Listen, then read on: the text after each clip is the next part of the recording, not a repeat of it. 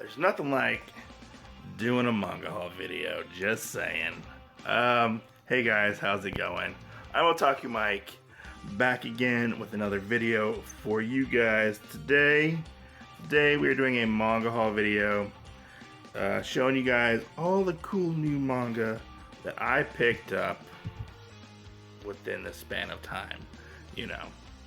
But anyways, without further adu, let's get into this. But if you're new to the channel and you like what you see, consider subscribing. It always helps. Just saying.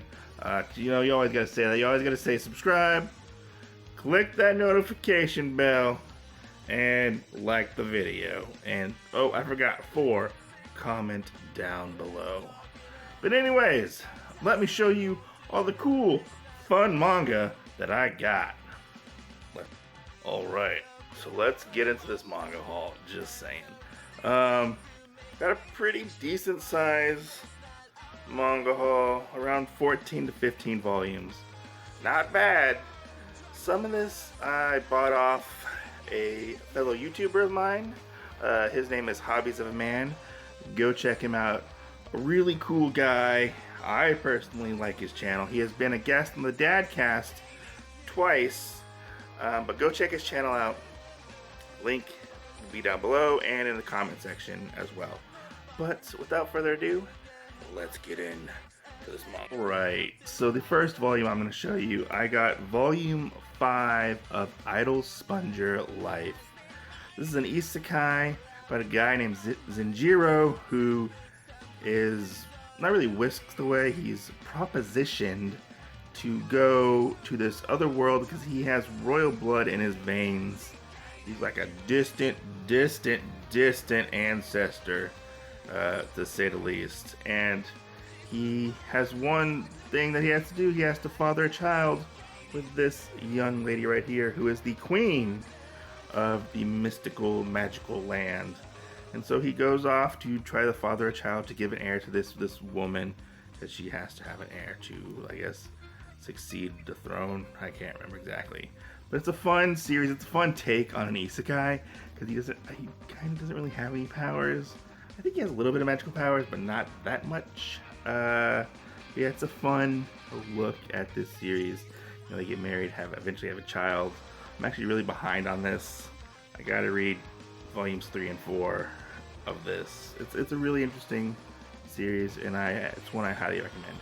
Go check out my first impression. Alright, so this next book I got volume 13 of The Rising of the Shield Hero right here. One of my favorite ongoing manga as we speak. It's an isekai. It's about a guy who gets transported to another world. He becomes one of the legendary heroes, which is the Shield Hero, and he has to overcome different obstacles with his companions Raphtalia and Philo, and I believe he eventually gets another companion to basically save the world and help stop the end of the world for this weird, I don't want to say effed up world, because it's kind of effed up at the beginning, just saying. But yeah, it's a lot of fun. It's one of my favorite isekai dungeon crawly books. It's one of the ones that I usually read. It's usually at the top of my read pile. I actually got to get caught up on this. I've been slacking on my manga reading. I got like 2 volumes to read of this, as well as this one, so 3 volumes actually. This is a really fun series. Don't let all the online hate, deceive you and stop you from reading this book. It's actually a lot of fun, and the artwork is honestly really amazing. Alright, so next we have Dungeon Builder, The Demon King's Labyrinth is a Modern City, Volume 2. I'm actually really excited to finally get around to reading the next volume to see actually where this is going to go. It's about a series about it's newly born demon king, I guess you could say, and he has to fight other demons to get his power, and they have these really cool dungeon infiltration battles. I really enjoy it. These are 2 of his sidekicks, I guess you could say, that he creates, because he's the demon lord of creation. It's honestly a lot of fun. I really enjoy it. Like here's some of the artwork right here. Look at that. This fox girl has a shotgun. Just saying, a shotgun. She goes pew pew with a shotgun. Yeah, I'm actually looking forward to reading this to get more in depth and learn more about this series as a whole, because I had so many questions when I finished the first volume. I was like, man, I gotta find more out about this series. So yeah, go check out Dungeon Boom. Alright, so this next one, I was kind of on the fence about getting. I didn't know if I wanted to pick it up again. I was kind of lukewarm on Volume 1, but I was like, I'll give Volume 2 a try. You know, just to say, hey, you know, I read Volume 2 and see if I liked it or not, honestly. If I don't like it, I'll probably just give it away to somebody. You know, I might just like do a giveaway here. Here's a giveaway to another fellow YouTuber or something. But I picked up the New Gate Volume 2. Pretty cool cover, I gotta say. I really like the covers on these. It's about this guy. He's in an MMO, kind of like Sword Art Online, where he's about to win and he beats it, and then he gets thrown 500 years into the future of this game. He has to try to get out of this newfound world that he's in. It was an interesting concept. It was hit or miss for me.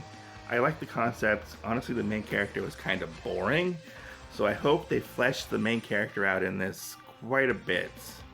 But we shall see. I liked his interactions with the elf girl in the beginning of the first volume. But yeah. Alright, so let's move on to the omnibuses that I got for this month. I was a little, I wouldn't say on the fence about getting this, because I already had the first 3 volumes. And this is the first 3 volumes and 1 omnibus. And I was really interested to see what exactly different they did with this new collector's edition of the series. So I picked up Pokemon Adventures Collection, Collector's Edition number 1. This is the Collector's Edition. It is bigger than the original volumes. Like here's a size comparison. It's about the size of like a signature release. I really like the matte finish on the cover. You can see here's like a lot of the artwork. Artwork looks nicer. Looks like it's printed on different paper. The only difference you get is you get a bunch of these new color pages at the beginning, which are really nice. I really liked all the color pages for this. It'll be an interesting read. I hear that they left a lot of the edits in from the original release, so that's kind of a bummer. But I hear it's only for like certain things to, you know. But this is cool to get, and I want to get the rest of it in this because I actually like the big oversized editions for manga. Because a lot of times for me it's easier to read, and you know, it feels more like a graphic novel. All right, so last of the omnibuses that I got, I picked up finally Volume 3 of Extravaganza, the Queen and the Iron Mask. This is Omnibus 3, which officially ends the Extravaganza series, I guess you could say. I'm behind on this, so I don't know what happens in Volume 2. And I just got Volume 3, or Omnibus 3. This is about a queen who wears an iron mask. Nobody knows her true identity except for certain people within the kingdom. She pretends to be like a peasant to help understand her kingdom more and get closer to some of the people in her kingdom, like some of her subjects. And she basically defends them. I want to say almost like a Zorro type, or maybe Zorro, maybe like oh god, who am I thinking of? I don't know. It'll come to me eventually. But she defends her kingdom from like monster attacks and stuff like that.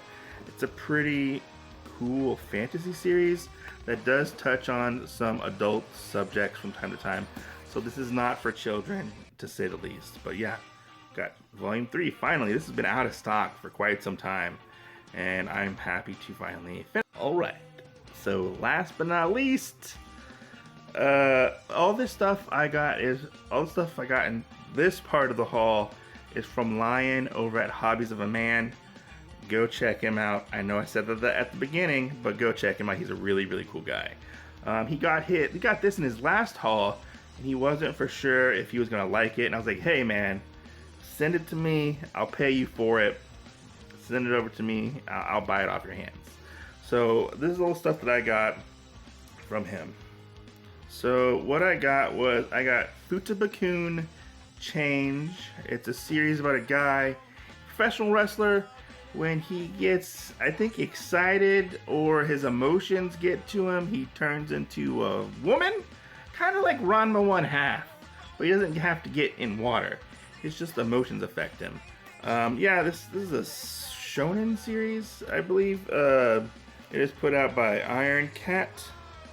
But yeah, looks like a really cool series, and it looks like it's actually a lot of fun. I flipped through it a little bit, and I was like, yeah, I think I'm gonna like this.